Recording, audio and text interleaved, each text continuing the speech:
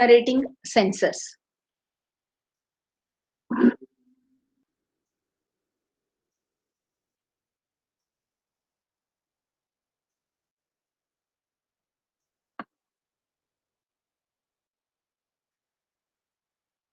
Basically, self-generating, we have studied thermocouples, we have studied piezoelectric or gas sensors.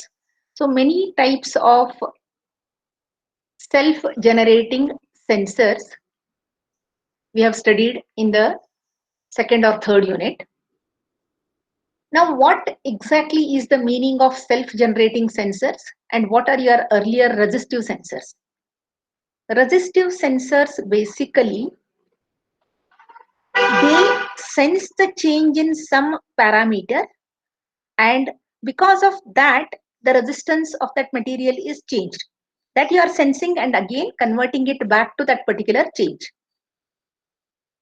So you are not actually directly measuring that in terms of situation, you are trying to collect the information about the change. Whereas in self-generating sensors, basically these are reversible type. Now one example, your thermocouple. So in thermocouple, basically there are two metals different, and because those two are connected, they form two junctions. Now these two junctions, when there is a change in the temperature between these two junctions, or if we maintain different temperatures for these two junctions, an EMF is generated. Here we are not supplying with any EMF to the thermocouple. We are basically providing the difference in the temperature that generates the EMF between the two junctions, which is proportional to the difference in the temperature and which is also dependent on which type of metal you have used. Now, when I say reversible, the reverse of this is also true. Instead of measuring the difference in the potential, if we apply difference in the potential to the two junctions, then one goes hot, the other one goes cold. Or automatically, because of the application of the potential difference, the two junctions automatically they produce difference in the temperature. So because of this reversible change, these are called as reversible transducers. So if you apply temperature difference, EMF is generated. If you apply EMF or the potential difference to the two junctions, then those two junctions start maintaining or developing different temperatures. One goes cold, one goes hotter than the other one. Similarly, even in case of your piezoelectric transducers or sensors, if I apply mechanical vibration along one axis, along the other axis, you get electrical signals. Or if I apply electrical signal along one of the axis, mechanical vibrations are produced along the other. So such type are called as inverse transducers. They don't require any EMF applied to them for their functioning. That's why the word self-generating is used. The electrical signal in case of piezoelectric are generated because of the application of the mechanical vibrations. I am not applying any electrical signal to generate, unlike in our oscillators where we give DC voltage, then the circuit gives us, whatever the design gives us, oscillations of required frequency, and that design we can change. Here we don't have that facility of changing the design or anything. Only thing, we are going to produce the desired change by the application of either mechanical parameters or electrical parameters. So these self-generating transducers or sensors, they require different kind of conditioning because of this self-generation capacity. In our RTD or any resistance dependent transducers, the conditioners were slightly different. But here in this case, the conditioners are different from them. Same op-amp circuits, but the care what we need to take here is much higher than those. Because even a small resistance noise or the input resistance noise or the device noise, they matter a lot. Because the voltages produced here are too low.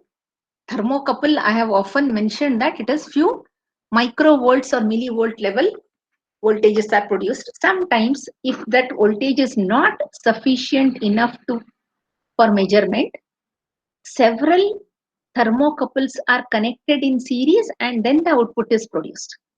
This example we have seen earlier. So because of these requirements, here the conditioning is slightly different from that of the resistance type of sensors. Now how exactly it is different? What are the parameters to be considered?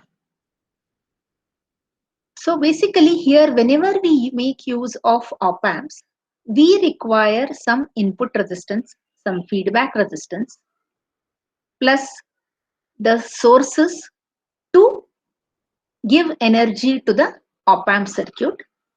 So these sources also could be the noise generators or any of the resistor which we are using.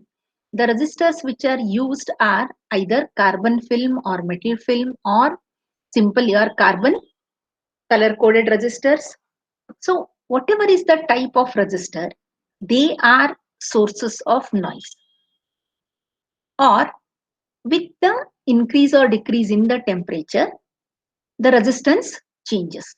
That it drifts due to temperature variation. Whatever the changes happen in semiconducting devices or these resistors, they are called as drifting. The value changes.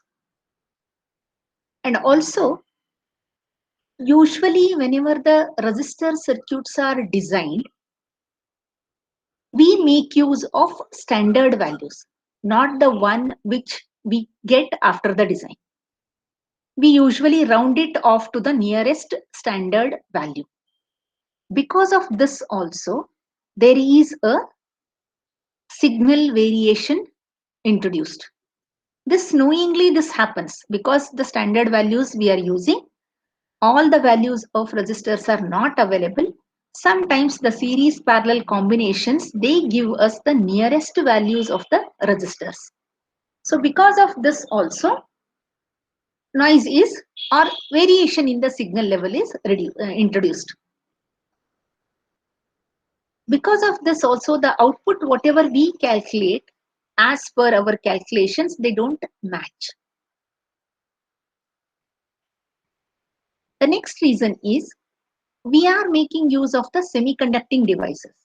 Now the semiconducting devices, naturally the capacitance effects are there. Plus here in the op-amp circuits, the bias voltages or the DC offset voltage, if they are not zero. Ideally speaking, the bias voltage should be, or both the bias currents which are flowing into inverting and non-inverting terminal should be exactly equal. If they are equal, then the difference in these two currents is zero, which leads to zero input voltage when there are no inputs given. Or in other words, you can say there is no zero error. Input zero error is zero. When input zero error is zero, naturally the output zero error is also zero because the same signals are going to be amplified.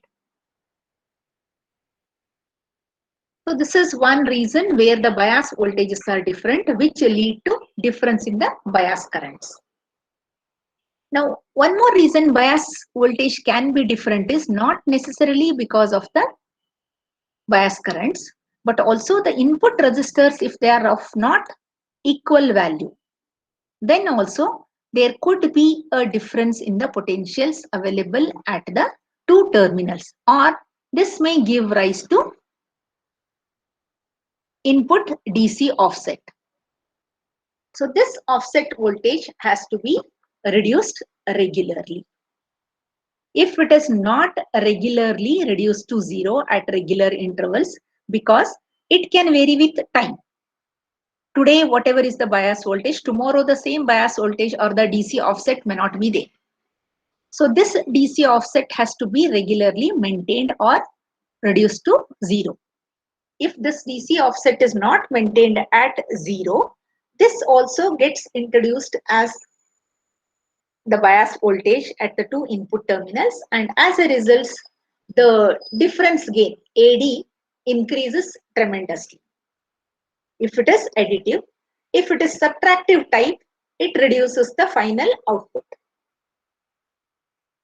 So these are few reasons associated with op amps and resistors. Now there are other reasons why you require signal conditioning for self-generating type.